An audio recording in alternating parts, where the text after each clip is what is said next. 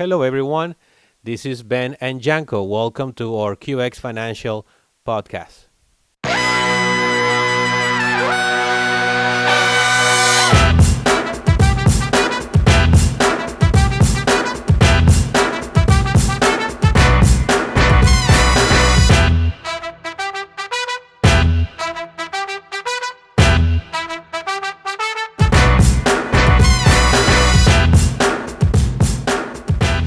Good morning, everybody, and welcome to episode 12 of the QX Financial Podcast. Jonko and I are joined this morning by Dr. Cynthia Boccara on a very special episode. So thank you, Dr. Cynthia, for joining us. It's my pleasure to be here, Ben. Thanks for inviting me.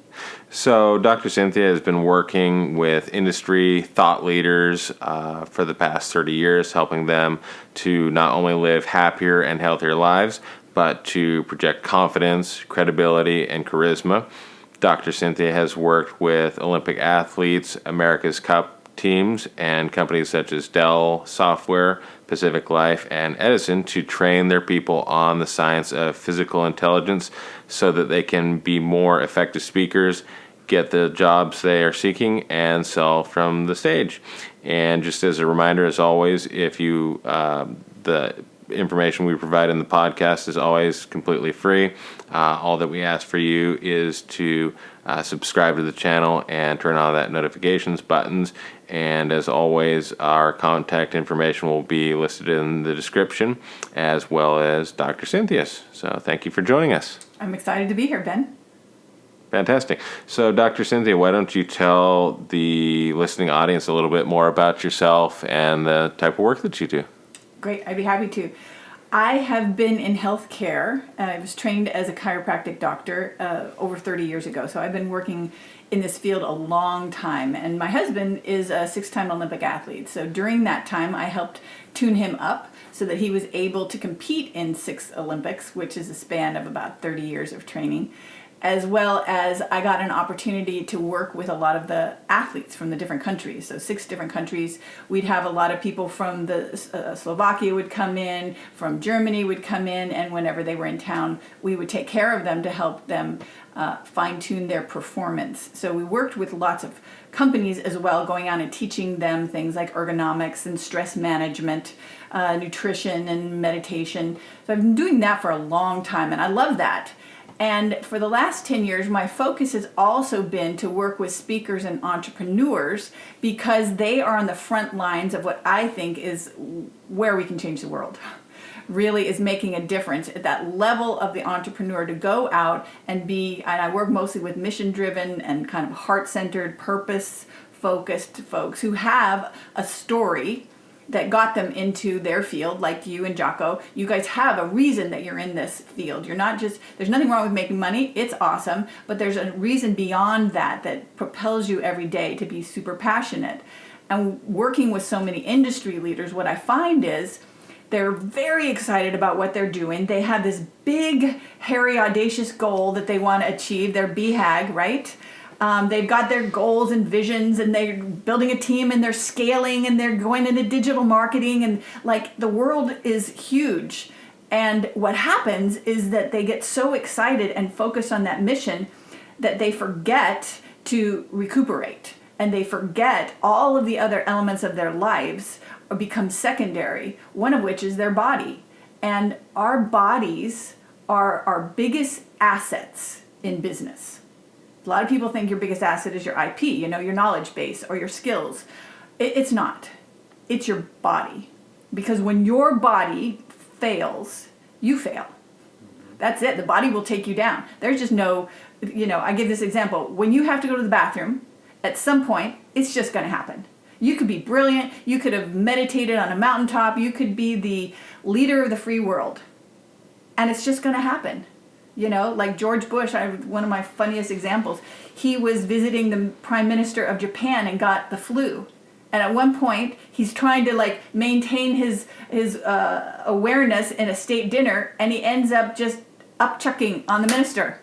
Body will take you down. It doesn't matter who you are.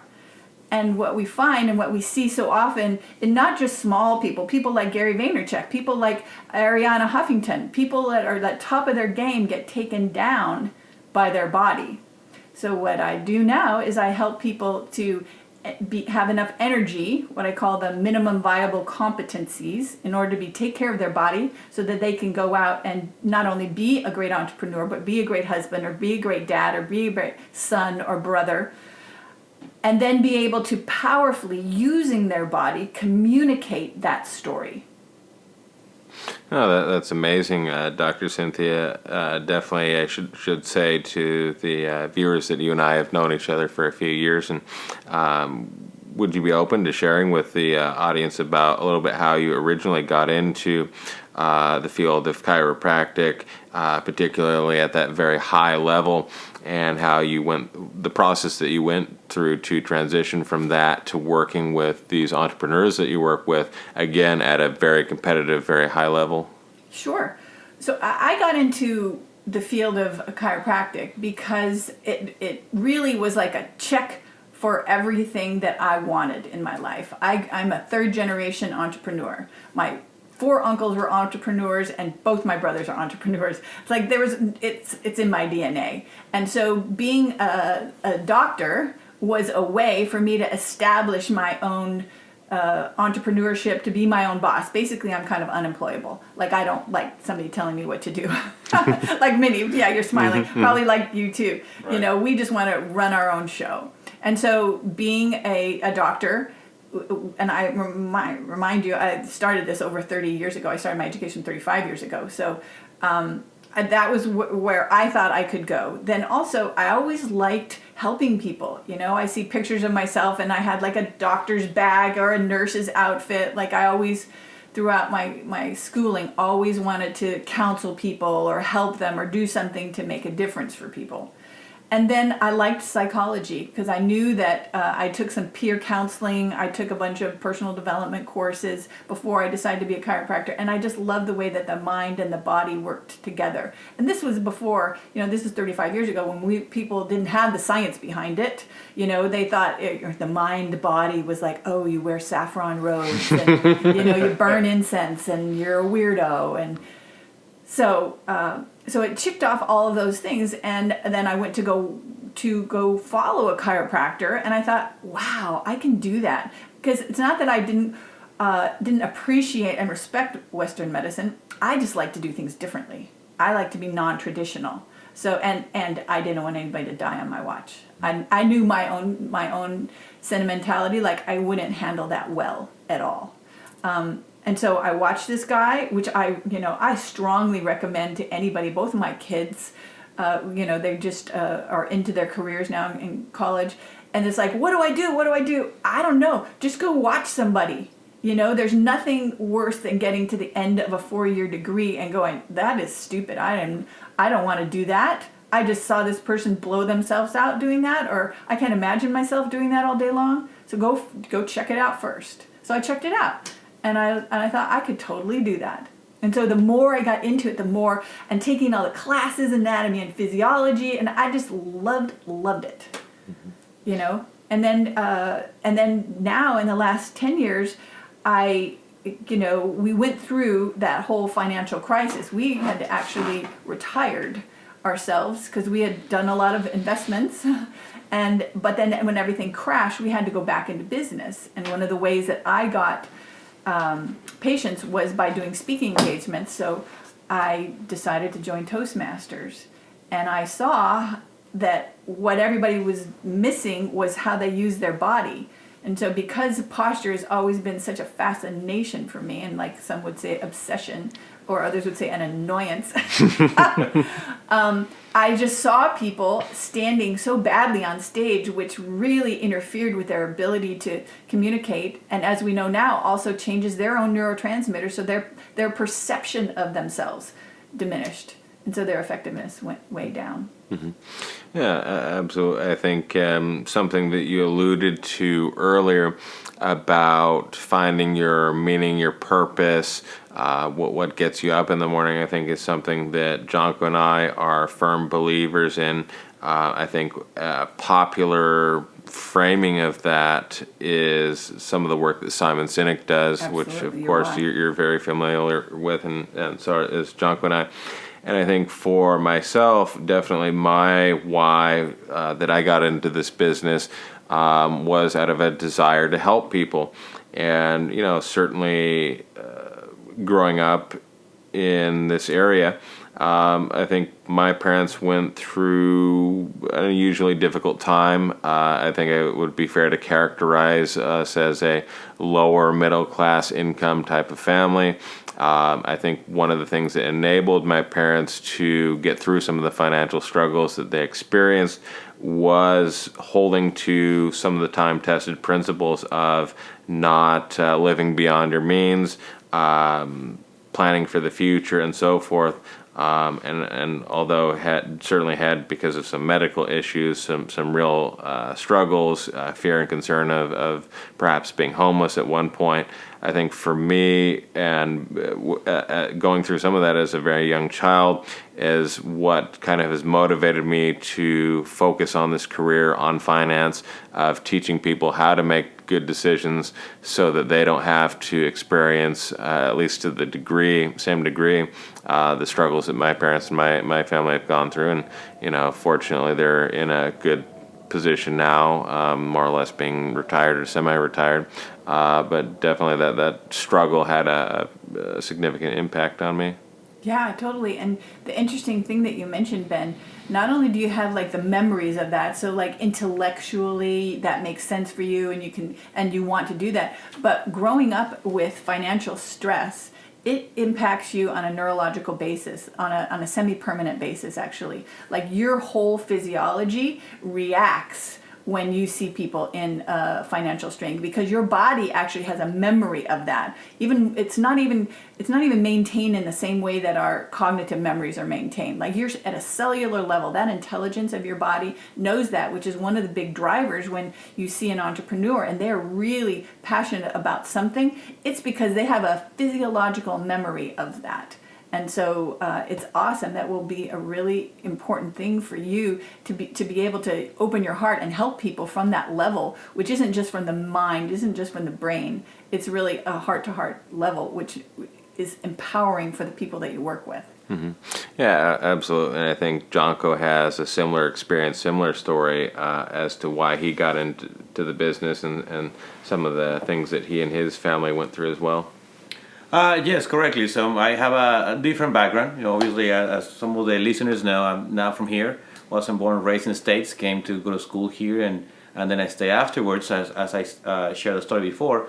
But what really got me into the industry first was the financial crisis, because there was nothing else to do for a 22, 23-year-old, right? You couldn't get a job. There was a lot of disruption at that time.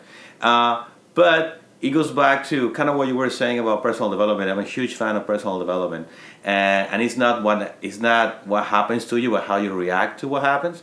So I had to ask myself a question. Okay, well, I can go home and be poopy about the financial situation where I can find a job, or I can look up and try to find opportunity where we are today.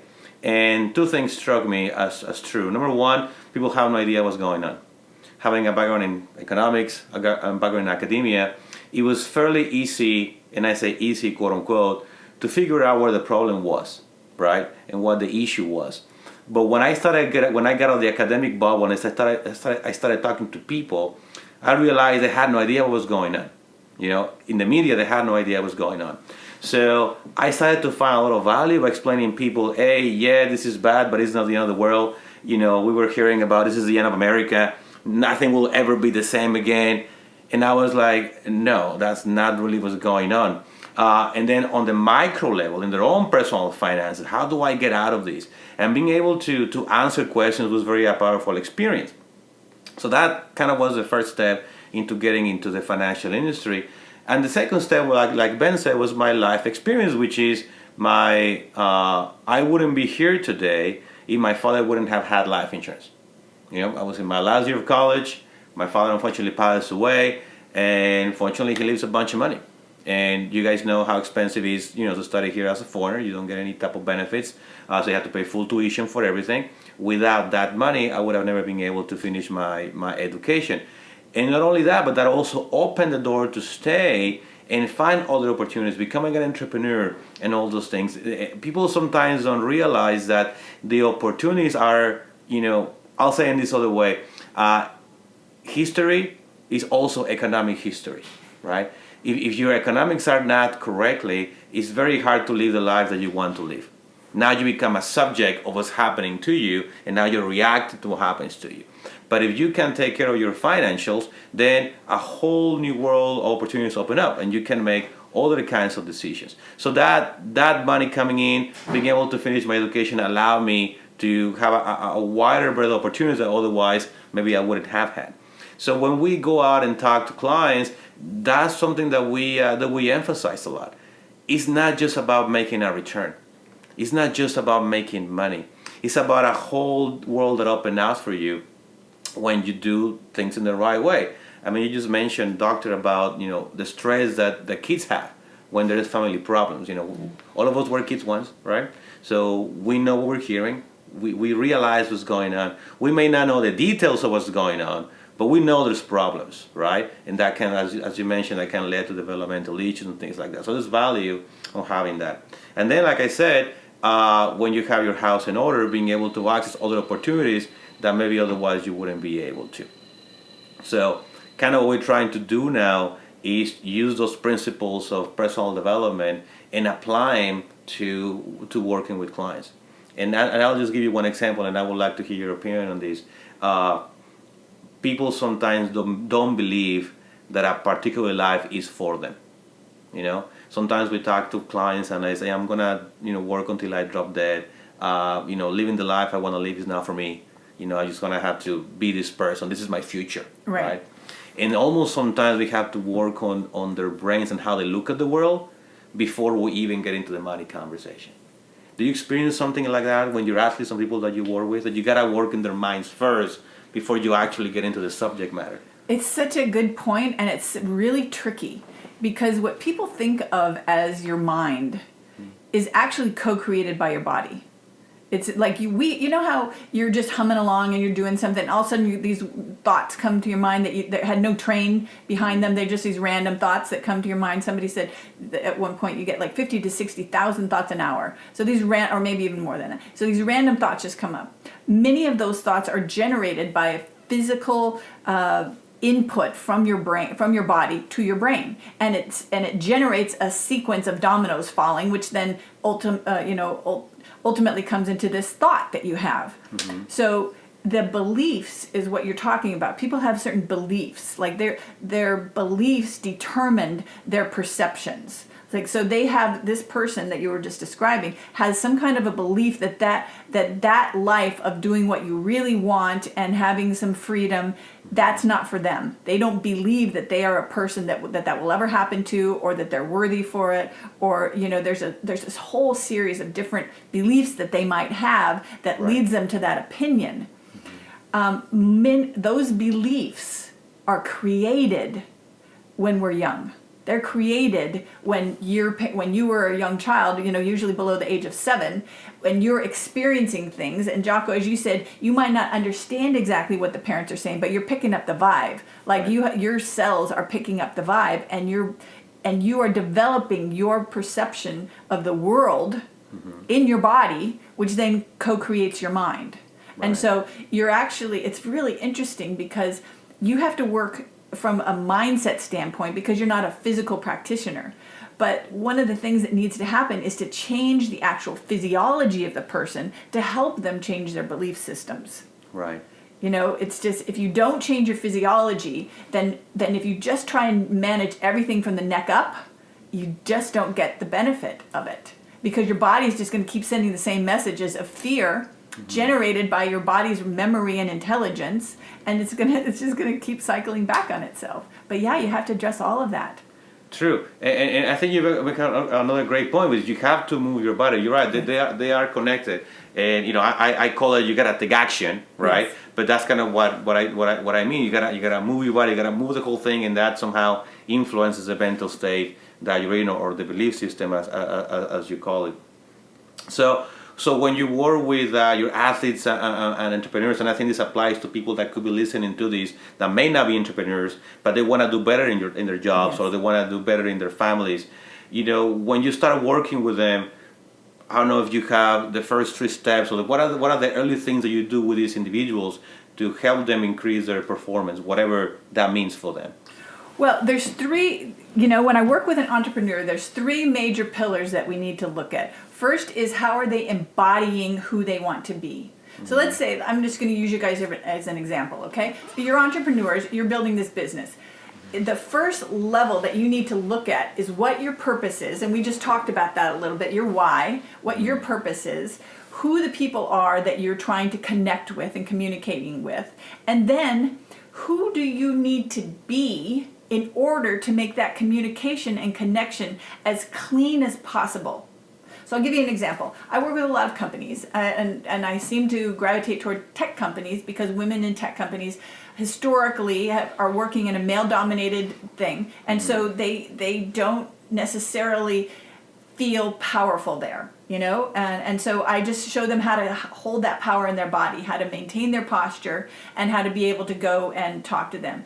So they need to first think about, like you talked about, your beliefs, like embody the idea that they are a powerful person, that their opinion matters, that what they have to say is important, that they have just as much a right to contribute and communicate as anybody else. So they got to hold themselves in that physical embodiment of all of those things. So you got to embody it first, but then you need to energize your system. Like you need to know the 5 key pillars, which is your alignment. We talked about your movement, the chemistry, which is your diet and what's in your environment, and then your environment, and then how your body co-creates your brain. So we start out with embodying who you want to be, then you need to energize your system, and then and only then does the fullness of the message that you really want to share with people, then it can actually come and download in you. Because I will tell you, if you're stressed, or your chemistry is off, or you're not sleeping, whatever, I look at it from a big picture. Like, I believe that there's a message that wants to come through all of us. If you have this message that is trying to express itself in the world through you, but your vessel is weak, your brain is not going to even let you hear that message. Right. If there are opportunities all around us right now, there's so many opportunities that are coming your way. If you are depleted, you're going to say no to all of them because your brain, that central governor, is going to go, dude, you got no game. Right, you're done. And so what it's going to come out like, what it ultimately ends up being is you say no. And you think you've got this, and you back it up by a brilliant justification. But it's really your body saying, no, real-time inventory, you do not have it, I'm going to say no. Right. And so that's the problem with most people. And then you need to start engaging. So if entrepreneurs just look at those 3 things, just how you embody, how you're looking at yourself, and then how you communicate, how you energize your system, and then you go out and engage with people, you are going to be much better off. Let me ask you a question about that. It's kind of related, but a little off. But I have a question for you, and I would like to get your opinion on this. What do you think about, since you mentioned women in tech, and we had the same issue in the financial industry, by the way. Absolutely, you do. It's a male-dominated industry. What is your opinion on the concept of leaning in, of the famous Sheryl Sandberg, from Facebook concept? And the reason why I ask this is because when I read the book, I walk away with the impression that it's almost telling women you have to be something different. You have to be something you're not to be able to be successful. That was, I might be wrong, but that was my overall reading of the strategy. Is that so, or how do you look at that idea of women leaning in the business arena? It's such a great question, and I am a contrarian in a lot of the way that people run their businesses. First of all, I think there is an idea of enough. There is an idea of you don't need, like I talked about the BHAG, like I work with so many thought leaders that I want to spend to impact 1 billion people. I'm like, okay, that's awesome. 1 million people. Great, that's great. And in the meantime, every single day you are rippling out to 100 people, 1,000 people, your family, and you're rippling out, stress, hysteria. So I think I don't like it. It doesn't make sense to me. So when you talk about the leaning in, there is a way to live life at human scale and be performant and have a life you love and make a contribution to society and have financial, I don't even know about independence is the right word, but have financial control to the degree that we can control anything. You know, it's an and. But when I hear people say, I did read that book. There are many aspects of it I love and so appreciate. But the idea of working harder, working more, spending more hours, never giving up, I'm like, okay, that is a recipe for burnout. Mm-hmm. And one more burned out person on this planet is not what we need. Okay, that's a great response. Thank you for that. You were going to say something, Ben. Oh yeah, I'm not sure on time how we're doing, but definitely would be more interested to have you drill down a little bit more on women entrepreneurs specifically, women in business specifically. What are maybe really quick 3 things that are kind of obvious once you think about it, but that maybe people just aren't thinking about with considerations of women in business? Well, women in business. In society, women, there's biases. There's cognitive and unconscious biases for people of color, for women, for people with different sexual orientation, and they exist. Like, you can fight against it. I'd love to live in a world that they didn't exist. Mm-hmm. And, if you ask me, are you prejudiced? Are you, do you have these biases? I intellectually want to say no. In fact, I work hard not to have those. But in a reality, I do. And so in a reality, women live in a world that is very male dominated and has been for up until for thousands of years, because it has all been about our bodies. It's all been about how physically strong you are. And then it was all about power, and who's able to control. And so now we're moving into this very unknown space where it's not based on, who can club the people and be the best hunter and gatherer, right, to dominate the tribe. And now it's not, it has been male dominated, moved into the financial aspects where they control the power of it, and they still do politically and economically. But we're moving to this, what is the role of women? What is the role of men? What is the role, who's going to take care of the kids? And we have these biologies that dictates a lot of that. Like, you are just a different person when you've got estrogen cycling in your system than when you have testosterone. And we know this because from cross-gender folks, how different they are when they start taking the hormones. In fact, one of my good friends who's a speaker went through that, and his whole mental thing shifted once he started on those hormones completely. Right. And so for women, one of the main things that I think we need to do as women is find that balance between being true to ourselves and stepping into who we really need to be in order to take on that leadership. And it's scary and it's unknown because we don't even know. And what I mean by that is, like, particularly in financial industry or male dominated, there's the classic stereotype of the hard driving, breaking woman who makes it, and then she's, mean to everybody else, or she just, busts everybody's chops all the time. So there's one aspect of it, and God love her. She is forging a way through like an icebreaker on a glacier, through very difficult times. And it might not be who she would really love to be, And then there's other women who are like, I don't know how to do it. And you're finding these, I don't want to be aggressive, but dang, I have to be pretty darn assertive to move forward here. So women in business, whether it's in financial industries or any other male-dominated industry, we have to find that balance between standing our truth and being able to communicate it in a powerful way where people are respected. Because I think that those female oriented strengths are what we need right now. We need collaboration. We need mutual respect. Empathy. We need cooperation. We need empathy. However you look at the political scene right now, whichever side you're on, it's a fiasco. There's more fear and carnage now than ever before. And anyway, I'm not going to go down that track. Yeah, that's a rabbit hole. Yeah. But anyway, so women, first thing, this is going to sound so simplistic, but dang, stand in your power. Like, physiologically, stand in posture. Stand it with your shoulders down and back, your head tall, because as you stand in alignment, what you project out is that power. So then you have established your credibility by how you're carrying yourself. If you don't carry yourself with esteem, nobody's going to have esteem for you.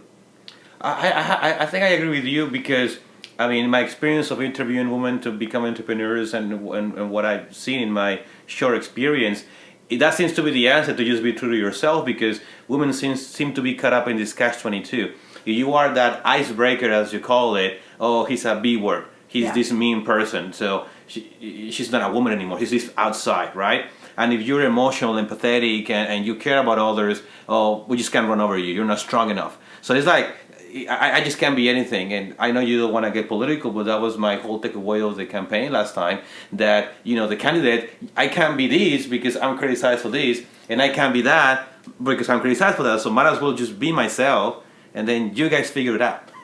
Almost, right? Yeah, it's really hard. Plus, you know, if you get the word authenticity gets bantered around so much these days, like just be authentic to who you are. Well, here's the you know, the catch-22.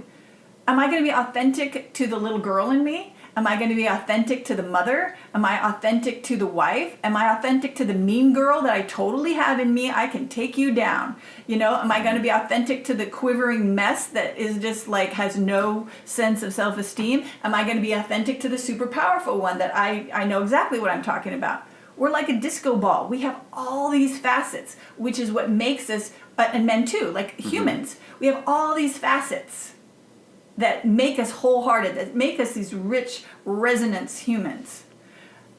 But when you're in communication with another human, I am suggesting you embody that element of yourself that is going to make that communication as clear as possible. Like you step up to who that needs to be able to communicate with as least amount of noise, so that whatever it is that's in your heart that you want to connect with that person about, that communication is the message. Like that is, you're in service of that message. I have one last question for you, because we have a couple more minutes, and then, you know, I'll let Ben wrap it up. But I'm very interested in your opinion on this. Why do you think, as a society, obviously as an American society, as a Western society, why are we having so much trouble redefining the gender roles? Because, you know, when I look back at history, you know, every generation we kind of redefine a little bit what the role of women is, what the role of men is, and so on and so on. But why does it feel in this time in history that we're struggling so much in redefining that gender role that both men and women have? Wow, that's like a big old can of worms. That's a whole nother. But I will tell you. You have the answer. That's a I whole have the nother. answer. Yes. Okay, get out your pens and papers, Right. because this is the answer to the Write it down. universe. Yes. So here's, you know, my default is to tend to look at biology and neurology, see how we are designed. So human beings, we have been hunters and gatherers with extremely defined roles and hierarchies in society for 10,000 generations, up until yesterday. Literally, from a biological standpoint, from evolution, you gotta, if you believe that, and I do, that's where we stand. So when we think, oh, it's, you know, we're so slow to make change. Oh no, this is actually like a hockey stick of change, evolutionarily speaking, from a biological speaking. And if you don't think hormones run everything in your personality and your perception and your behavior, then you're just wrong. Yeah. You know, they do. They change everything. And so we are always going to have this divergence of estrogen-based thinking, perceptions, and testosterone-based. And by the way, testosterone is what gives women their sense of confidence and risk-taking also. So it's not like it's bad or good. It's just, and I don't want men to have, you know, more estrogen and become like super female. But if we try to like, it's just, we are doing the best we can right now. But here's the problem. What I see as the biggest problem right now is that we are creating a world of fear. We are creating a world where if you just look you code out for social media or for the television, and you just look at words related to fear, it's so intense. And every political leader is ratcheting it up because it's what drives people. We polarize people and we dominate them with fear. And then that leads to hate, and that leads to more fear. And that sells people, that sells television shows, that sells magazines, that totally, as we can see, makes people vote. Right. You know, Drives clickbait. it drives clickbait. And so what happens though is our brains, our ability to think is swimming in the chemistry of fear, the brain juice of fear. And so you don't make rational decisions. There's no creativity. There's no collaboration. It's all about me. There's all about this, like, it's short-term kind of things. So until we start to each person individually, because we cannot control those idiots that are just putting clickbait of fear all the time. Like, there's no way to control that. That is just the de facto way of doing it now. You know, you almost can't even be a political figure if you are not a fearmonger. You know, because that's where you get people to follow you. And then they believe that if they follow them, then they're going to turn around and then become these open-hearted, collaborative people once they get elected. That's not the case. Because then they're working on their next thing. But we individually can. We can learn to control our physiology, which dictates our psychology. So things like meditating, getting your feet in the sand and your eyes in the sun, going back to nature, like these simple things, you know, that basically listen to your mother. Stand up straight, go outside and play, eat your vegetables, and be nice to your brother. That's, you know, just do it. Everybody write that down. Physiology drives Psychology. Yeah. It's so important. I think that's one of the main takeaways of all this conversation. It's so important. Well, I'm done with the questions. Oh, sure. Yeah, just on that note, definitely appreciate your coming out to speak with us today, Dr. Cynthia. Would certainly love to have you back to get in deeper on any of the subjects that we've covered today. And for the listeners, as always, we'll have Dr. Cynthia's contact information listed below. And you can, check out her. And if you have any questions, by all means, feel free to reach out to her. So thank you so much for coming on. It's my pleasure. Yeah, and if you are an entrepreneur or you are a speaker, where they could reach out is stageauthorityformula.com. And we can teach you about all these different things. And if you're not, it's great information.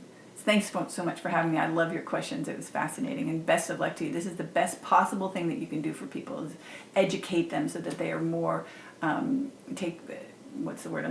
efficacious. They advocate for themselves. Thank you. Yeah, appreciate it. Thank you very much. Yeah, absolutely. All right. We'll see you guys next time. Bye. Bye.